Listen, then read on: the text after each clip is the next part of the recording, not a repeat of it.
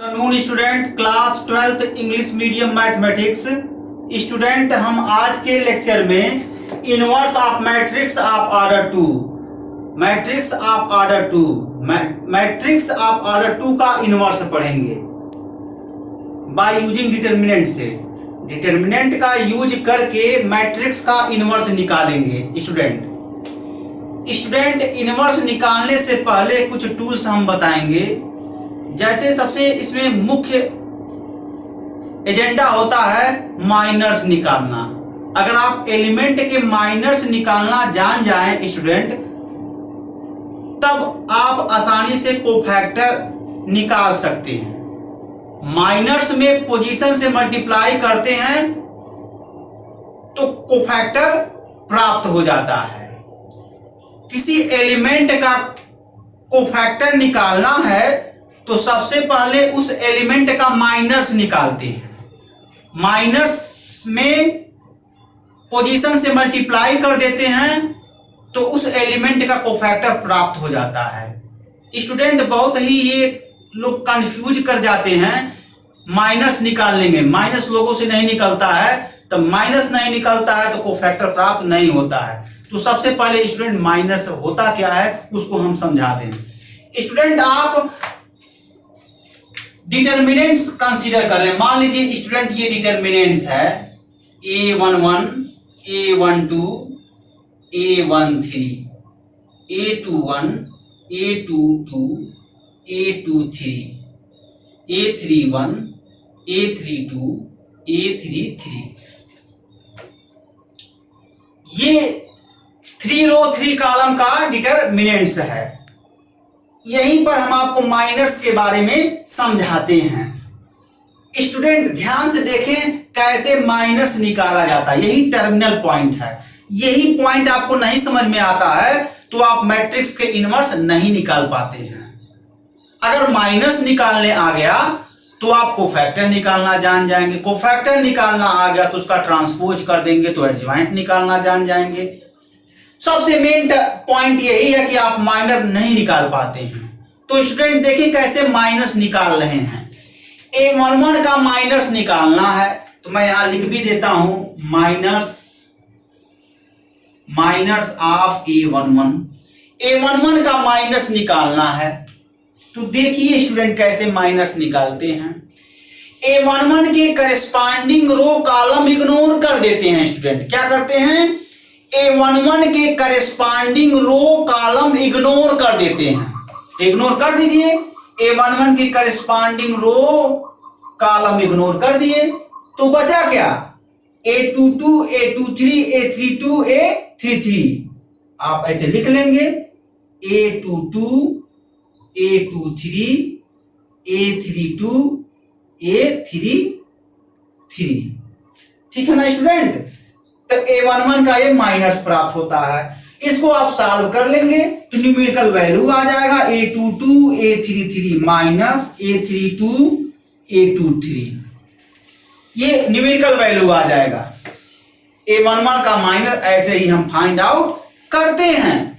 अब चलिए student a12 का माइनस निकालें।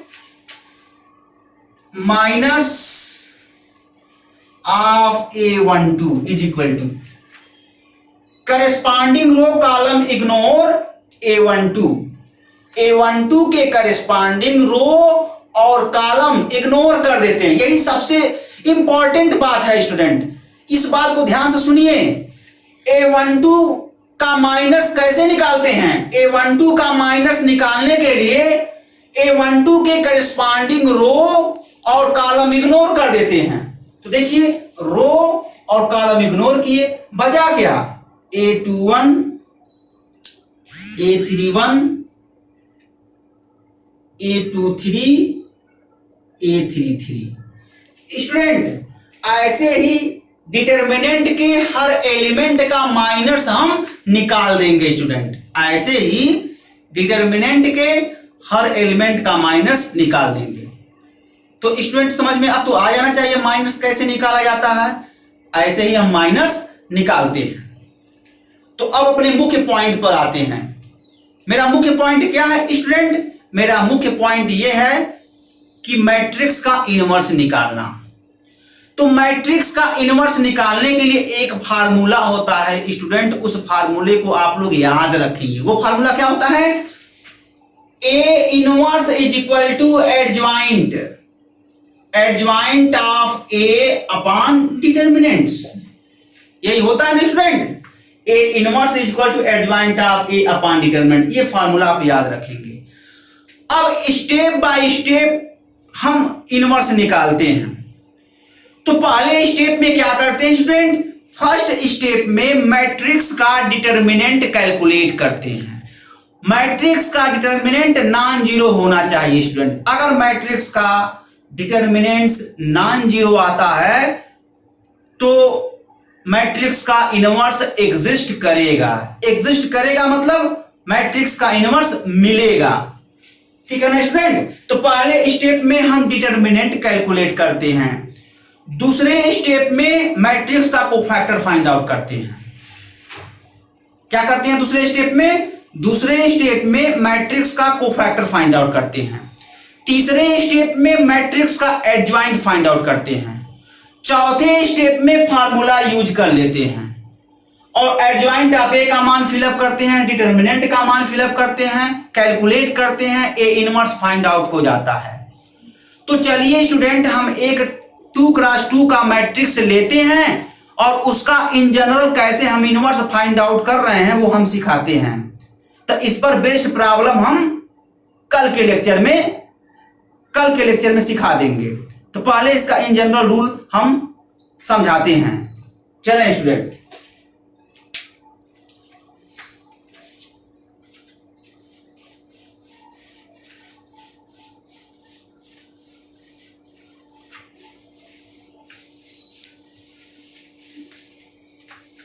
तो कंसीडर करिए, let us consider A is equal to square matrix A11, A12, A21, A22, 2x2 का। हम 2x2 का एक मैट्रिक्स कंसीडर कर रहे हैं। अब इस मैट्रिक्स का हमको इनवर्स फाइंड आउट करना है। तो step number first, find inverse of A which of the following step, which of the following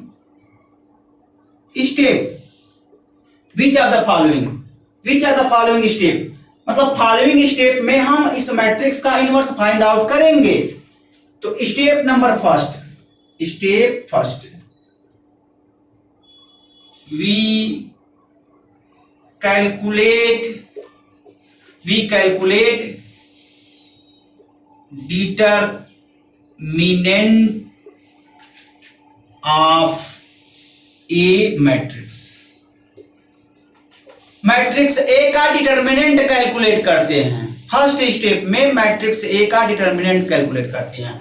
चलिए इस मैट्रिक्स का डिटर्मिनेंट कैलकुलेट किया जाए। स्टूडेंट ये मैट्रिक्स 2 रो 2 कॉलम का है, यानी 2 रो 2 कॉलम का है। जब ये मैट्रिक्स 2 रो और 2 कॉलम का है, यानी नंबर ऑफ रो 2 है और नंबर ऑफ कॉलम 2 है। जब 2 रो 2 कॉलम का ये मैट्रिक्स है तो इसके जब डिटर्मिनेंट बनाएंगे तो इसके डिटर्मिनेंट में भी नंबर ऑफ रो 2 होंगे और नंबर ऑफ कॉलम 2 होंगे। तो देखें इसके डिटर्मिनेंट बनाते हैं A11, A12, A21, A22। देखिए इसके डिटर्मिनेंट में भी number of row 2, number of column 2।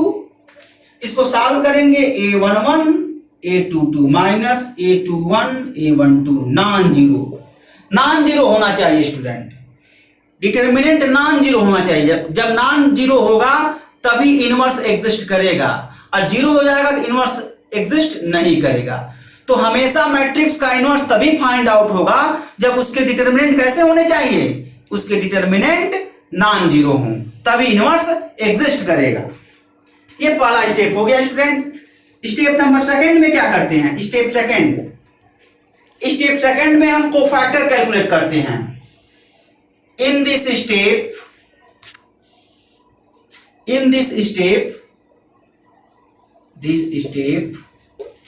we calculate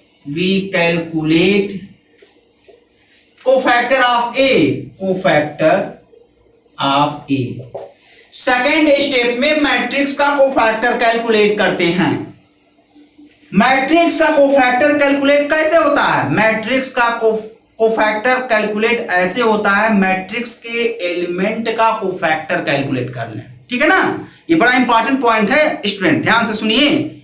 matrix का कोफैक्टर कैलकुलेट करना है तो मैट्रिक्स से जुड़े एलिमेंट का कोफैक्टर कैलकुलेट करेंगे। ठीक है ना, तो चलिए कैलकुलेट किया जाए। तो कोफैक्टर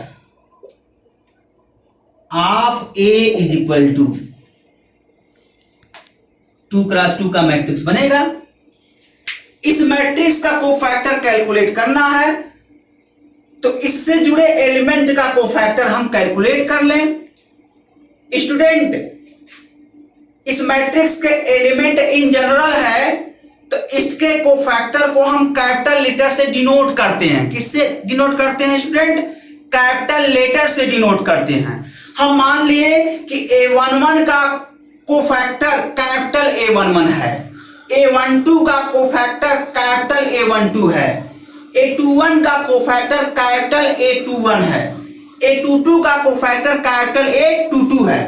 तो करिए, ये हो जाएगा A11, A12, A21, A22। ठीक है ना स्टूडेंट? अब इसका अलग से मान हम कैलकुलेट कर लेते हैं। किसका अलग से मान? Capital A11, capital A12, capital A21, capital A22 का मान हम अलग से कैलकुलेट कर लेते हैं। चलिए इसका मान अलग से कैलकुलेट कर लिया जाए।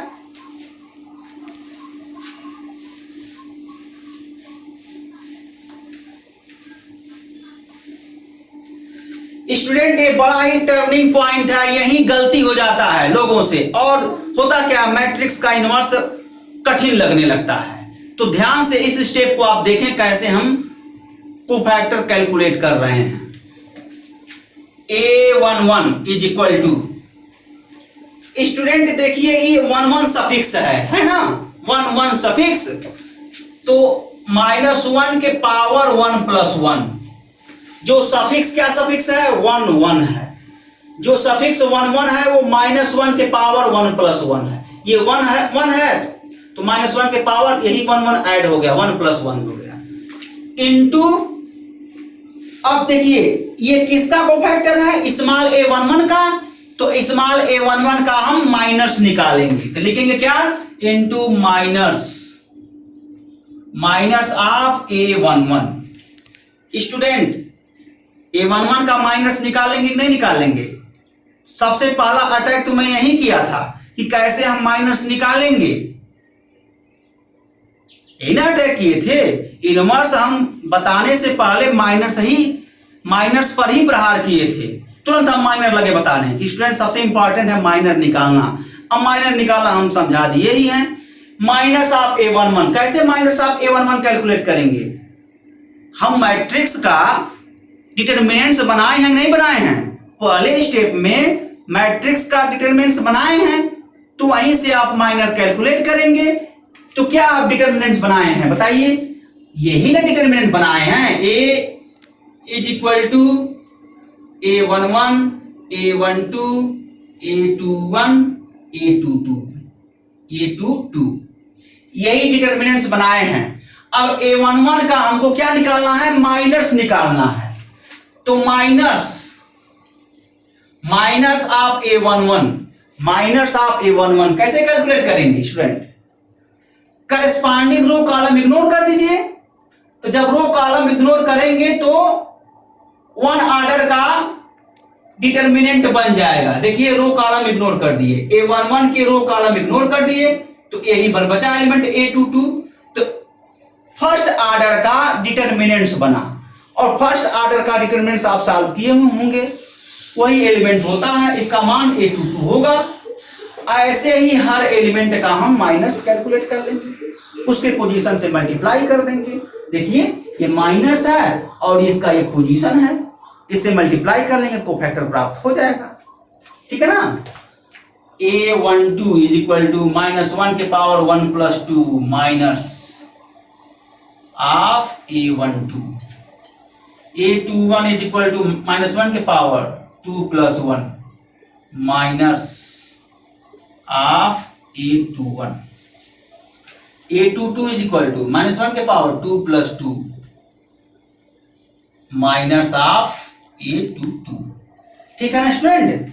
देखिए कैलकुलेट कर लिए हम, जैसे हम यहाँ -A11 का कैलकुलेट किए हैं वैसे A12 का कैलकुलेट करेंगे, A21 का कैलकुलेट करेंगे, A22 का कैलकुलेट करेंगे। तो A11 A12 A11 A12 A21 A22 का मान कैलकुलेट हो जाएगा। अब देखिए स्टूडेंट कैसे पोजीशन से मल्टीप्लाई कर रहे हैं, ये बड़ा इंपॉर्टेंट चीज है। ये जो सफिक्स है 1 2 -1 के पावर 1 + 2 हुआ, ये सफिक्स 21 है -1 के पावर 2 + 1 हुआ, ये सफिक्स A22 -1 के पावर 2 + 2 हो गया। ऐसे ही हम A11 के माइनर में इसके पोजीशन से मल्टीप्लाई करेंगे तो कोफैक्टर A11 कैलकुलेट हो गया। A12 के माइनर्स में इसके पोजीशन से मल्टीप्लाई करेंगे तो A12 कैलकुलेट हो जाएगा, कैपिटल A12 कैलकुलेट। A21 के माइनस में -1 के पावर 2 + 1 इसके पोजीशन से मल्टीप्लाई करेंगे तो कैपिटल A21 कैलकुलेट हो जाएगा। A22 के माइनस में इसके पोजीशन से मल्टीप्लाई करेंगे, कैपिटल A22 कैलकुलेट हो गया ना calculate. A11 A12 A21 A22 calculate हो गया, इसी में रख देंगे। ध्यान से सुनिए student, capital A11 capital A12 capital A21 capital A22 के मान को इसी में रख देंगे। जब इसी में रखेंगे तो कोफैक्टर कैलकुलेट हो जाएगा स्टूडेंट, कोफैक्टर आप कैलकुलेट हो जाएगा। ये चीज है, हो गया ना। अब क्या करेंगे अगले स्टेप में, अगले स्टेप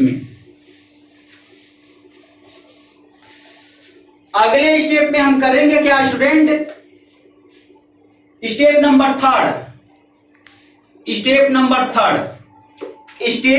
थर्ड में क्या करेंगे, एडजॉइंट निकालेंगे। Adjoint of A. एडजॉइंट का फार्मूला होता है student, adjoint of A is equal to cofactor of A. Cofactor of A का ट्रांसपोज होता है स्टूडेंट, ट्रांसपोज। तो कोफैक्टर निकाले हैं यहां से, इसका ट्रांसपोज निकाल लीजिए। तो कोफैक्टर क्या निकाले student, A11 A12 A21 A22। Transpose का पहला लेटर हम T से डिनोट कर रहे हैं, ठीक है ना। अब क्या करेंगे, कैसे ट्रांसपोज निकालते हैं उसको समझ लीजिए। जब ट्रांसपोज निकालने आ जाएगा तो आप आसानी से कैलकुलेट कर लेंगे। Adjoint of A, adjoint of A is equal to,